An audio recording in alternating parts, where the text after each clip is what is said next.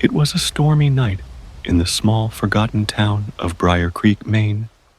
The kind of night where the wind howled through the trees, rattling branches against windows as the rain poured relentlessly, blurring the world outside. Emily Dawson's house, nestled on the outskirts of town, stood eerily still. It had been 3 days since Emily had vanished without a trace. Her family, consumed by worry, had searched every inch of the surrounding area, but there was no sign of her. There were no footprints leading away from the house, no clues, only emptiness. The house, however, seemed to hold on to its secrets. Emily's car, a silver sedan, sat parked in the driveway, exactly where it had always been. Her keys were left neatly on the kitchen counter, beside a half-empty mug of coffee, still warm to the touch. Her phone sat beside the cup, untouched and unlocked, as though she had left in a hurry. But no one could explain why. No one had seen her leave. No one knew where she had gone. The police, at first, were quick to act. They launched an investigation, scouring the surrounding woods, the river that ran nearby, and even the abandoned warehouse on the edge of town. Emily's friends and neighbors were questioned, but the answers only led to more questions. No one had seen anything unusual. No one had any clue where Emily had gone or why she had disappeared. Detective Matthew Carlson, a seasoned investigator with years of experience, was assigned to the case. He had seen his fair share of missing persons, but something about this case unsettled him. There was something about Emily's house that felt wrong. He couldn't quite put his finger on it, but it was as if the very air in that house had a heavy weight to it. The walls seemed to close in on him when he walked through the door. It felt as if the house itself were hiding something. The neighbors, however, had more to say. The Roberts family, who lived just 2 houses down, were the last to see Emily.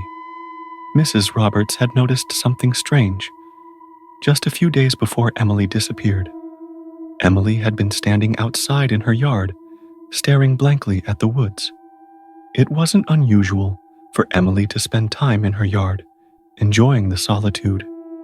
But that night, she seemed different, distant, almost as though she wasn't even aware of her surroundings. Mrs. Roberts had called out to Emily, but she didn't respond. She'd walked closer to the young woman, but when she tried to speak to her, there was no reaction. Emily was standing still, her face expressionless. The neighbor had waved her hand in front of Emily's face, but Emily didn't move. It was as if she were lost in a trance. The whole encounter had left Mrs. Roberts shaken. Emily had always been warm, friendly, and approachable. This was not like her at all. But the next morning, when Mrs. Roberts went for her usual walk with her dog, she noticed something that made her blood run cold. Emily's car was still parked in the driveway, but there was no sign of her anywhere. Mrs. Roberts had walked to the back of the house, hoping to find Emily out in the yard again. But the house was silent. No lights were on, and the door was locked. There was no answer when she knocked. Emily was gone. When the police arrived, they couldn't make sense of it. Emily's things were still in place, her coat hanging in the hallway, her books scattered on the coffee table. But there was no sign of a struggle. There were no signs of forced entry, no disturbances. It was as if she had just vanished into thin air. The detective had a hard time believing it was just a simple runaway case. There was something off about the entire situation. Despite an extensive search, the investigation turned up nothing. As the days turned into weeks, Emily's family and friends clung to the hope that she would return. But with each passing day, That hope began to fade. It seemed as if Emily had been swallowed whole by the earth, leaving nothing but an empty house behind. And then, one afternoon, Detective Carlson received a visit from an old man named Thomas Granger. He was a local historian who had lived in Briar Creek all his life. His weathered face carried the weight of years, and his deep-set eyes held knowledge that others in town might not even be aware of. Thomas asked Carlson if he had heard the stories about the Dawson house. At first, the detective dismissed him, but something about Thomas's tone made him curious. "Is there something I should know about this house?" Carlson asked, his voice cautious. Thomas's eyes narrowed, and he leaned in close, as if he were about to reveal a great secret. "There are things in this town that you don't understand, Detective.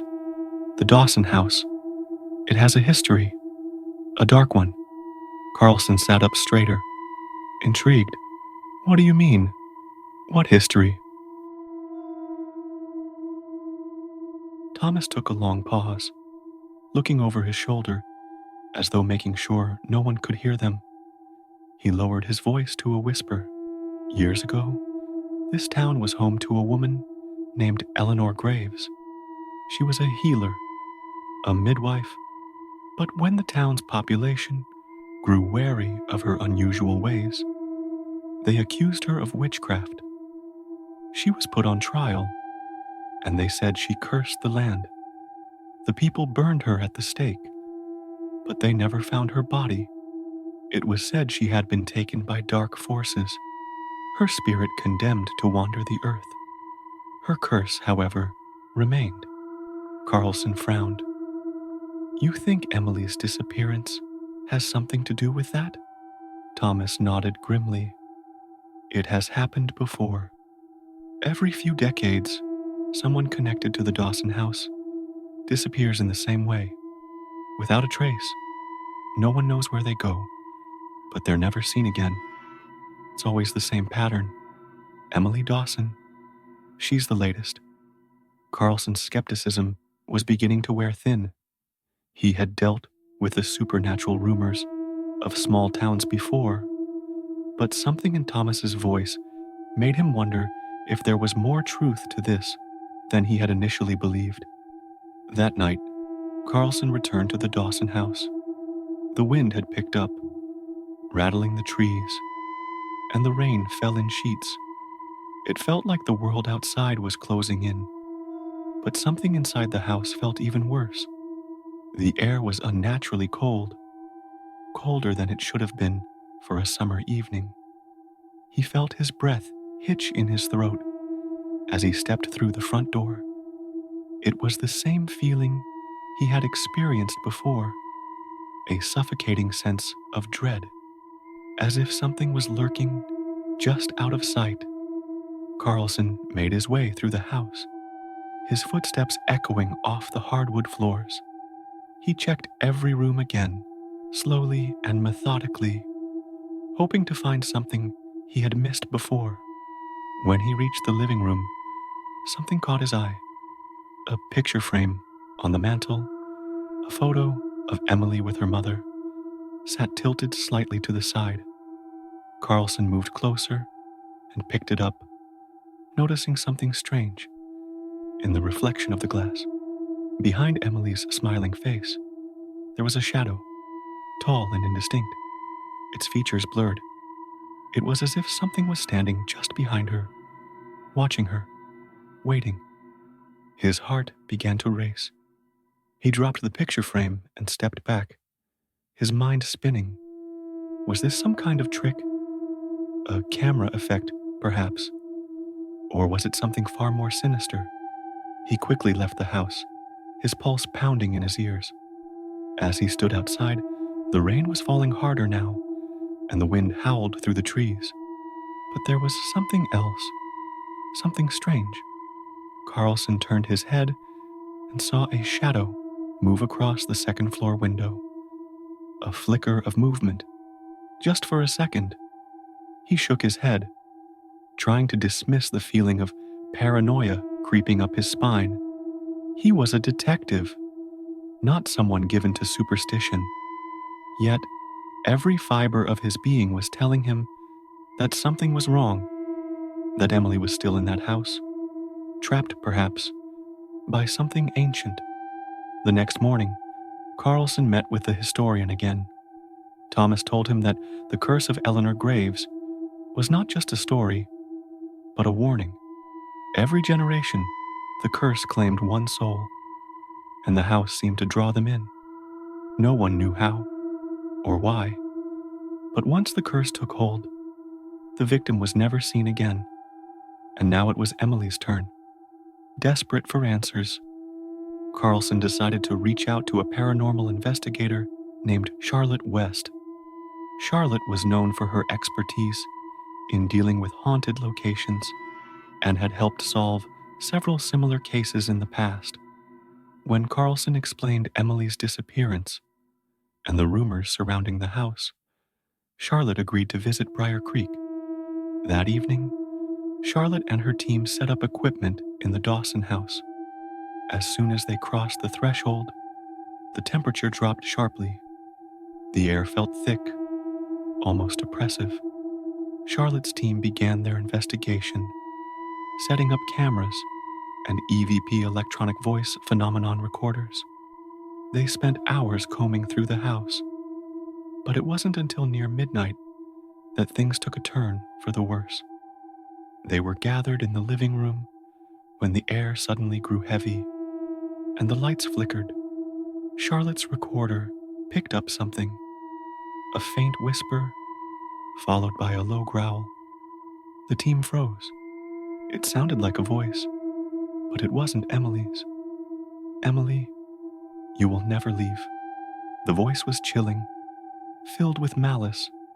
Charlotte's team scrambled to get out of the room, but the temperature continued to drop, and the house seemed to pulse with a life of its own. In a flash, the front door slammed shut, trapping them inside. Carlson, his mind reeling, felt a wave of cold wash over him. The curse was real, and Emily wasn't coming back. The end, or is it?